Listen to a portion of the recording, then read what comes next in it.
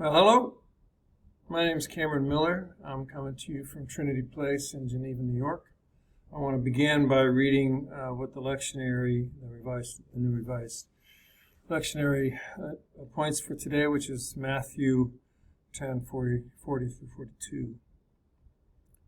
It's where Jesus says, "Whoever welcomes you welcomes me, and whoever welcomes me welcomes the one who sent me. Whoever welcomes a prophet in the name of a prophet will receive a prophet's reward. And whoever welcomes a righteous person in the name of a righteous person will receive a reward of the righteous. And whoever gives even a cup of cold water to one of these little ones in the name of the disciple, truly I tell you, none of these will lose their reward." So this is a sermon of run-on sentences, just to make the simple complicated, because that's what we love to do in religion. When the dream of God for us, can be called God's best dream for us, becomes part of us, as if second nature or an appendage with which we eat and drink, then there is no ambivalence when dealing with right and wrong, no query about punishment and reward, no appeal to greater authority. Instead, when we are sort of in sync with God's best dream for us, we are held with a kind of peace, have a kind of patience and fortitude, determination even, to complete the things that we were born to do. Another way to say this, maybe a more secular way of saying it, is that when we are on our game, when we are in the groove, deep in the zone, or when we got our chops, then it's clear as crystal who and what we are about. So, whoever welcomes you, meaning us, but including whoever, welcomes you and welcomes me, which also means you, they, and us, welcome Jesus. And whoever welcomes Jesus welcomes God. Let me just recap that to be very clear. Whoever welcomes God.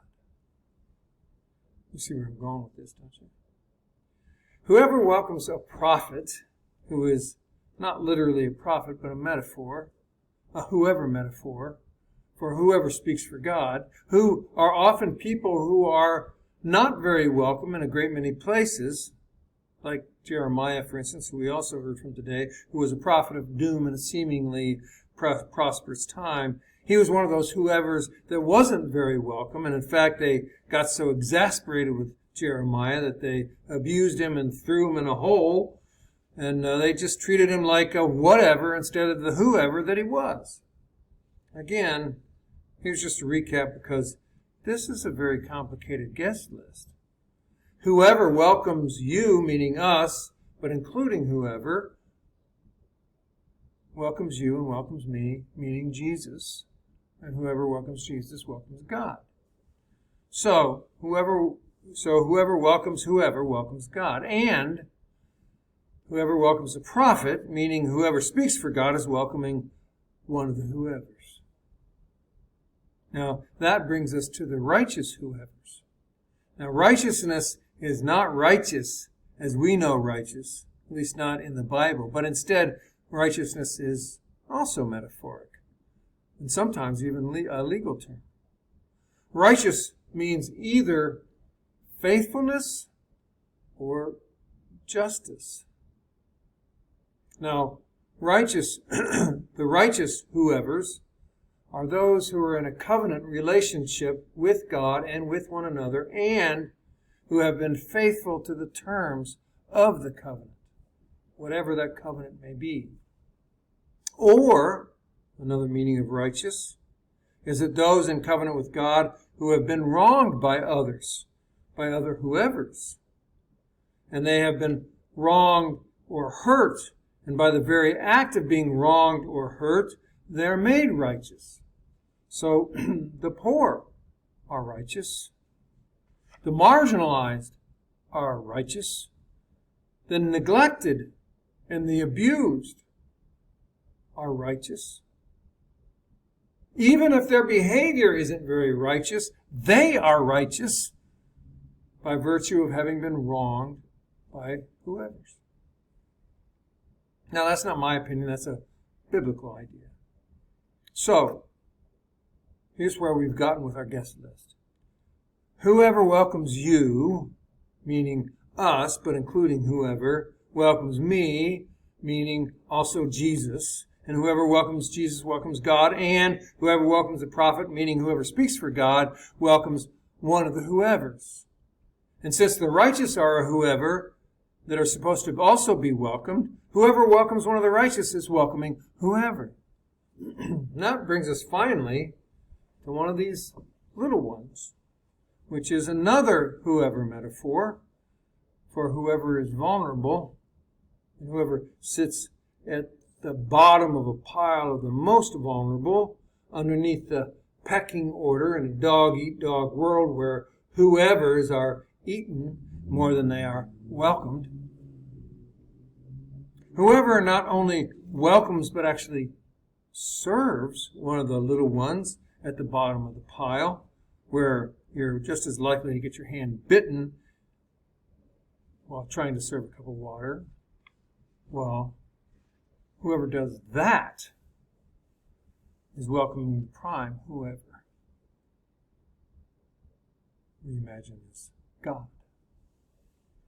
Now, all of that boils down to something so simple, something so uncomplicated that you might ask, and rightly so, why I made this so darn complicated.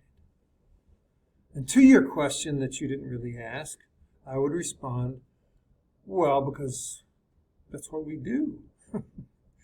We take the simple and the complicated insistence by God through Jesus that we welcome whoever, and we turn that into creeds and doctrines and memberships and denominations and religions and ethnocentric, racially segregated, socially, economically stratified societies called church or temple, mosque, or shrine.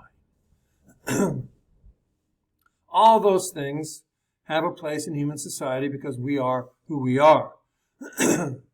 And we can celebrate our differences and enjoy our similarities.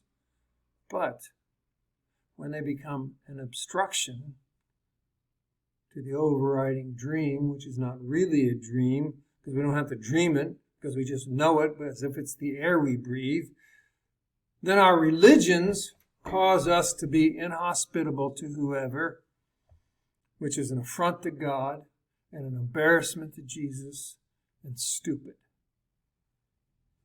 When our religions become inhospitable to any of the whoever's, then those religions are an endangerment to righteousness and to righteous people everywhere.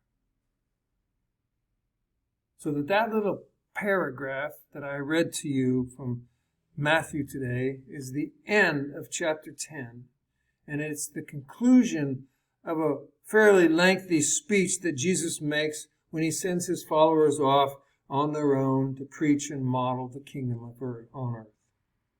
He describes to them their mission. He tells them what it is they're likely to run into. He tells them what they're supposed to be looking for. He tells them that they're servants, not royalty. And then he concludes by telling them to welcome.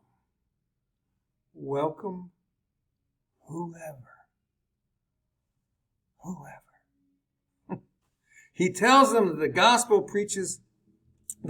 that he preaches will divide families, and it will upset loyalties, and it will override class affinities. It will tear open what we now call nationalism. And then he says that what makes us family, what unites us and makes us us, is God's best dream for us. And that dream includes something so blessedly, incredibly simple, which is to share a table with one another. That's it. That dream includes sharing a table with whoever, sharing food with whoever. God's best dream for us includes our becoming people who welcome whoever. Not for the reward, not because it's noteworthy, not because it's a cause célèbre, but because it's what we do. It's because it's the only thing we know how to do. It's not a dream, although it is God's best dream for us. Instead, we know how to do it in the grittiness of life as we live it.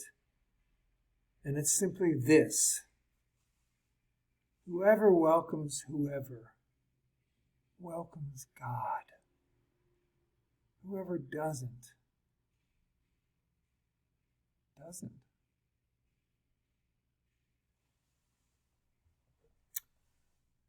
I appreciate you listening. Peace.